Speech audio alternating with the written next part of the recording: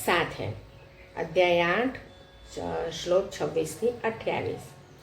शुक्ल कृष्णे गति ये ते जगत शाश्वते मते एकया यात्यनावृत्तिम् अन्यया वर्तते पुनः नैते श्रुति पार्थ जानन् योगी मुह्यति कश्चन तस्मात् सर्वेषु कालेषु योगयुक्तो भवार्जुन। वेदेषु यज्ञेषु तपसु चैव दानेषु यत् पुण्यफलं प्रदिष्टम् अत्येति तत्सर्वमिदं विदित्वा योगी परम स्थानमुपैति चाद्यम्। એટલે આ હવે છેલ્લા 3 શ્લોકોનું આપણે ટ્રાન્સલેશન જોઈએ. તો શુક્લ કૃષ્ણે ગતિ એતે જગતઃ શાશ્વતે મતે એકયા યાતિ અનાવૃત્તિમ અન્યયા આવર્તતે પુનઃ. એટલે હવે કહે છે એના આગલા શ્લોકોમાં આપણે જોયું તો કૃષ્ણ કહે છે કે શુક્લ પક્ષે ઉત્તરાયણમાં જે જીવ જાય છે તો એ સીધો મારી પાસે આવે છે અને પછી એને પાછું આવવું પડતું નથી. પણ કૃષ્ણ પક્ષે દક્ષિણાયનમાં જે જીવ જાય છે, આત્મા શરીર છોડે છે, તો એ આત્મા પહેલાં ચંદ્રલોકમાં જાય છે. ત્યાં એના જે કંઈ સુખ બધા ભોગવવાના હોય છે એ ભોગવે છે અને પછી પાછો જન્મ લેવા માટે પાછું એને પૃથ્વી પર આવવું પડે છે. હવે એ પછી આપણે જોઈએ તો શું કહે છે કૃષ્ણ? ભોગવીને પાછો આવે છે. કેમ કે જગતના આ 2 પ્રકારના શુક્લ અને કૃષ્ણ અર્થાત દેવયાન અને પિતૃયાન માર્ગ સનાતન મનાયા છે. હવે આ શુક્લ અને કૃષ્ણ એ સિમ્બોલિકલી મે બી કદાચ કૃષ્ણએ કીધેલું હોય, પણ એને કહે છે કે અર્થાત દેવયાન અને પિતૃયાન એ 2 માર્ગ સનાતન મનાયા છે. આ 2માંથી એક માર્ગ દ્વારા જનાર જ્યાંથી પાછું નથી ફરવું પડતું એ પરમ ગતિને પામે છે અને બીજા માર્ગ દ્વારા જનાર ફરી પાછો આવે છે, એટલે કે જન્મ મરણને પામે છે. એટલે આ 2 રસ્તા એમણે બતાડ્યા કે શુક્લ માર્ગ, કૃષ્ણ માર્ગ, દેવયાન અને પિતૃયાન. પિતૃયાન વાળો છે કે એ પછી ફરી પાછો આવે છે અને દેવયાન વાળો માર્ગ છે એ સીધો જાય છે. કે 2 જ પોસિબિલિટી છે આત્માની. મરી જાય, માણસ મરી જાય, આત્મા શરીર છોડે ત્યારે આ 2 જ પોસિબિલિટી છે. બીજી એકે કોઈ પોસિબિલિટી નથી. કાં તો એ મારી પાસે આવે છે, કાં તો એ એના કર્મના હિસાબથી જે કંઈ હોય એ ભોગવીને પછી પાછો આવે છે. પછીના શ્લોકમાં કહે છે ન એતે શ્રુતિ પાર્થ જાનન યોગી મુહ્યતિ કશ્ચન તસ્માત સર્વેષુ કાલેષુ યોગયુક્ત ભવ અર્જુન. એટલે કહે છે કે હે પાર્થ, આ પ્રમાણે આ 2 માર્ગોને તત્વથી જાણીને કોઈ પણ યોગી મોહિત થતો નથી.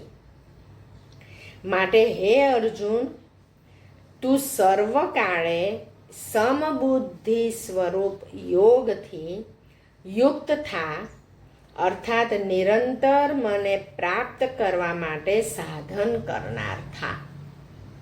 હવે આ એમણે સમજાવી દીધું કે આ 2 જ માર્ગ છે કે તું આવું સાધન કરનાર થા, યોગી બન તો તું મને પામીશ, યોગી નહીં બને તો આ જન્મ મરણના ચક્કરમાં તારે પાછા આવવું પડશે.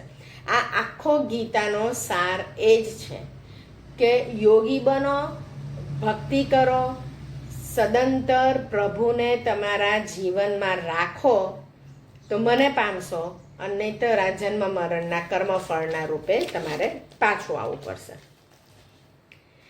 પછી કહે છે વેદેશુ યજ્ઞેશુ તપસુ ચ એવ દાનેશુ યત પુણ્યફલમ પ્રદિષ્ટમ અત્યેતિ તત સર્વમ ઇદમ વિદિત્વા યોગી પરમ સ્થાનમ ઉપેતિ ચ આદ્યમ. એટલે કે છે યોગી મનુષ્ય આ રહસ્યને તત્વથી જાણીને તથા વેદોના વાંચનમાં યજ્ઞ તપ તેમજ દાન આદિ કરવામાં જે પુણ્ય ફળ કહ્યું છે એ સર્વને નિઃશંકપણે ઓળંગી જાય છે અને શાશ્વત પરમ પદને પામે છે.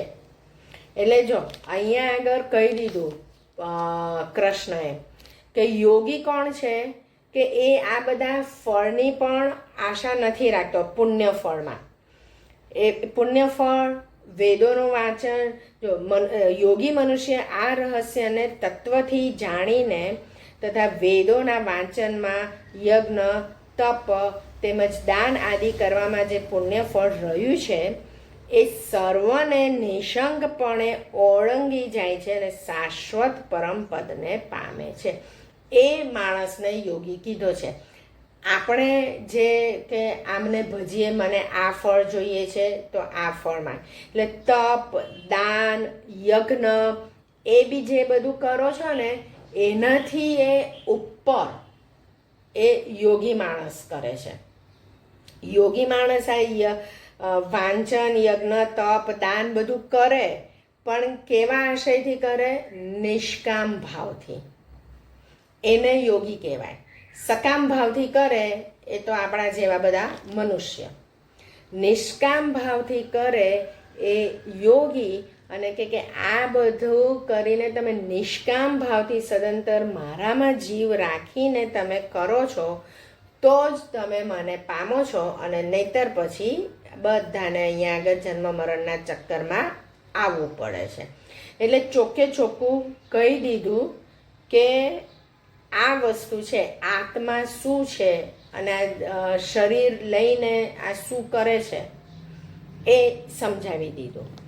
એટલે ઓમ તત્સદિતિ ભગવદ્ ગીતા ઉપનિષત્સુ બ્રહ્મ વિદ્યાયામ યોગશાસ્ત્રે શ્રી કૃષ્ણ અર્જુન સંવાદે અક્ષર બ્રહ્મ યોગો નામ અષ્ટમો અધ્યાય સમાપ્ત. અક્ષર બ્રહ્મ અહીંયા આ આખા અધ્યાયમાં એમણે અક્ષર બ્રહ્મ સમજાવ્યું કે આ અક્ષર બ્રહ્મ શું છે. એટલે આપણે પણ આપણા બાળકને એ જ સમજાવવાનું છે કે તારે પણ એવા જ કાર્ય કરવાના છે જીવનમાં કે તું સીધો ઈશ્વર પાસે પરમ તત્વમાં તું જાય તારે આ જન્મ મરણના ફેરામાં ફરવું ના પડે. હવે આપણું કર્તવ્ય શું છે? આપણે આ બાળકને આ જ્ઞાન આપવાનું છે કે તારે જન્મ લેવાનો છે. અહીંયા આગળ તારા જે નિર્મિત કર્મો છે એ બધા તારે કરવાના છે પણ એ બધા કર્મોમાં આસક્તિ રાખવાની નથી. બધા કર્મો કૃષ્ણાર્પણ કરવાના છે.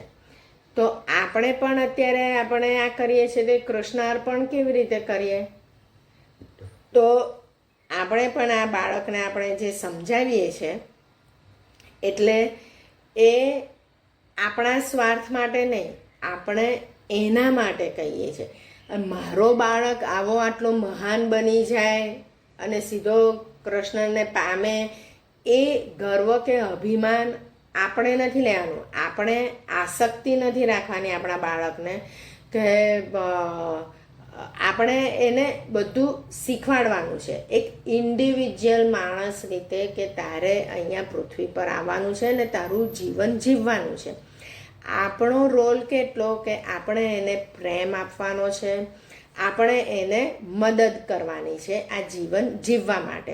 અત્યારે આપણે એને બધું શીખવાડવાનું છે કે તારે જીવન કેવી રીતે જીવવાનું.